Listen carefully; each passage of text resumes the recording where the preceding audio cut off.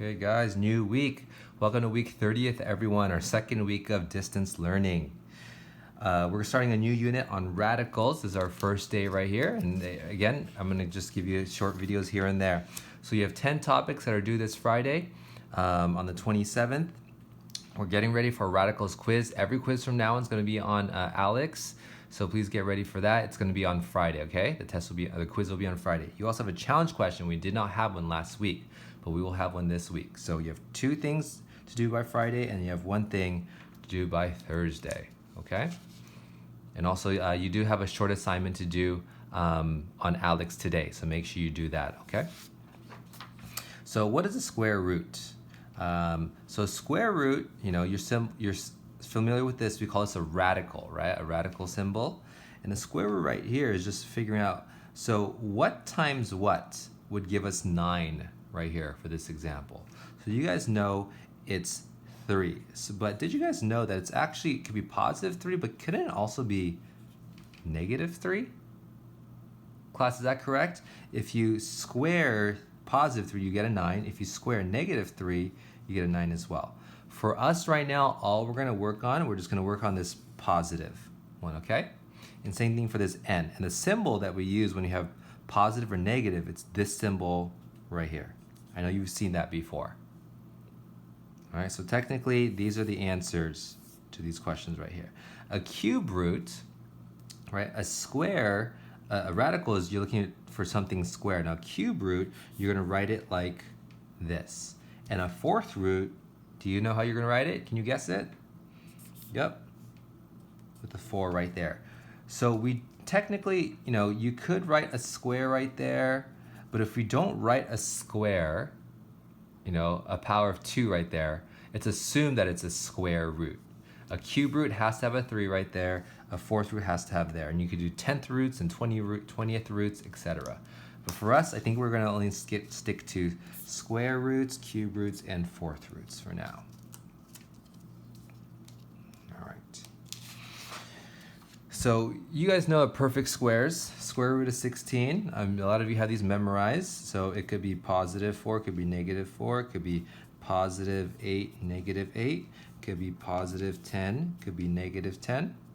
So what is actually happening here is, remember this when we broke this down like this?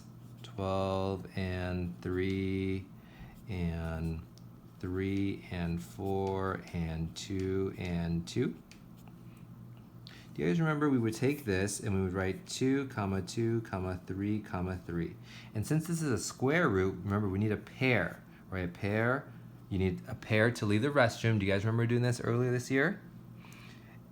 So you need a pair to leave the restroom, right? Remember in kindergarten or preschool? You have to raise your hand and go in pairs. When you get to the potty, you go by yourself. So if there's 2 2's here, there ends up being 1 2 on the outside of the radical, and then 1 3 on the outside of the radical. So these are canceled out, these are gone. Now 2 times 3 would be 6. So positive or negative 6, okay?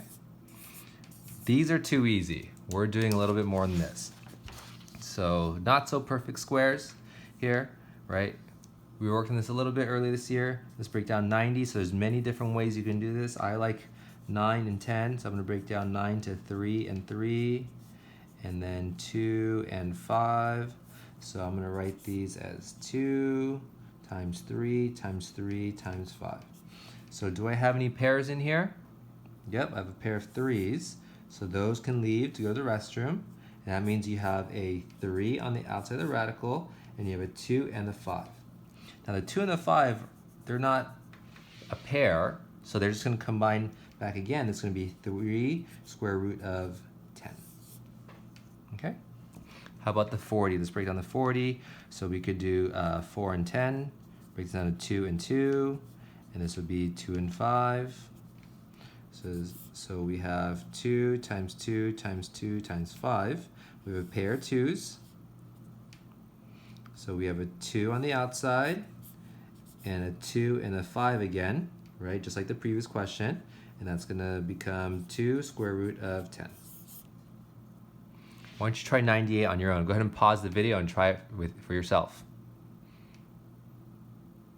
Okay, once you unpaused, 98 could be 2 and 49. 49 can be broken down in 7 and 7. So we have a 2 times a 7 and a 7. We have a pair of 7s.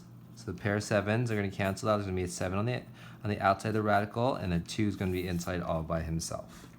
Okay.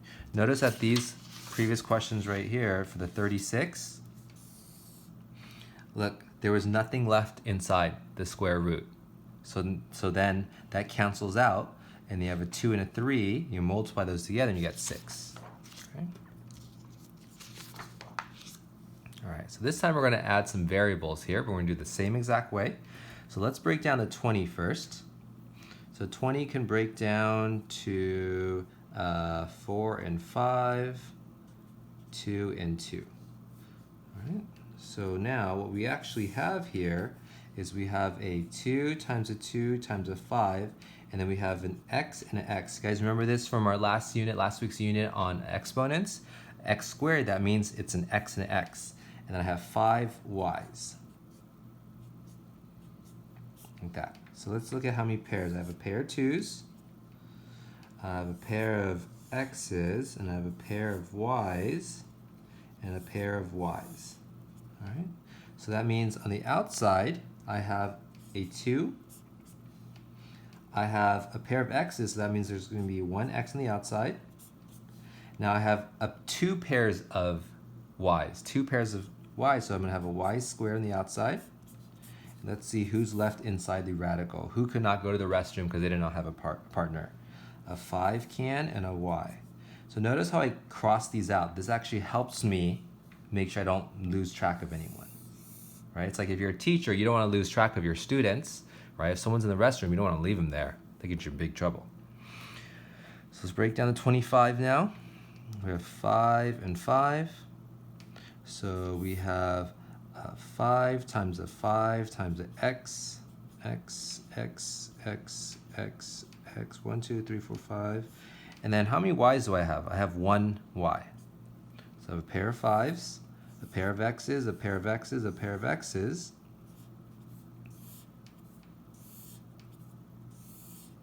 Okay, so I have a 5 on the outside with x cubed because I have 3 pairs.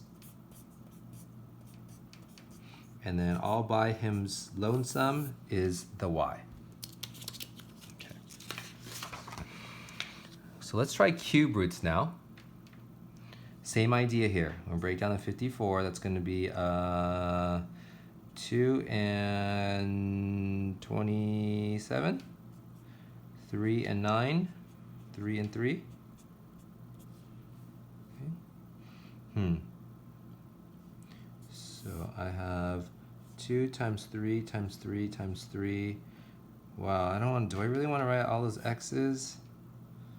X, x, x, x, x, x, 1, 2, 3, 4, 5, and one more. And I really don't want to write out 14 y's. I'm just going to write 14 right here. So this time, since it's a cube root, I need 3's. Like that. So I have a 3 on the outside, an x squared. Okay. And now let's look at this y to the 14th power. Since I'm looking for groups of 3, what if I just did 14 divided by 3? That is going to be 4 remainder 2, right? So what I could do is with that 4, I can make this y to the 4th power. And then what do I have left inside? I have a 2, an x, and what was my remainder for my y's? 2, so y squared. Okay, practice that, please. Please practice that on Alex. And lastly, let's try this. 2 and 2. If you want to pause the video right now and finish this up yourself. Okay. So I have a 2 and a 2, but I have a squared b cubed c to the 5th power. So I'm going to try to do this in my head. So I don't have a pair of 2's. So that means inside is going to be the 4. The 2 times 2 is going to combine back. Now I have 2 a's right here. I have an a and a. I don't have a triple, so that means the a squared is going to stay. Now I do have a triple of the b's. I have 3 b's, right? So that means there's going to be a b on the outside, And how about the C's? How many groups of 3 can I pull out of 5? I can pull out 1 group of C's, and then there's 2 left over. So that's your final answer. Okay? Thanks, guys. We'll have another video tomorrow.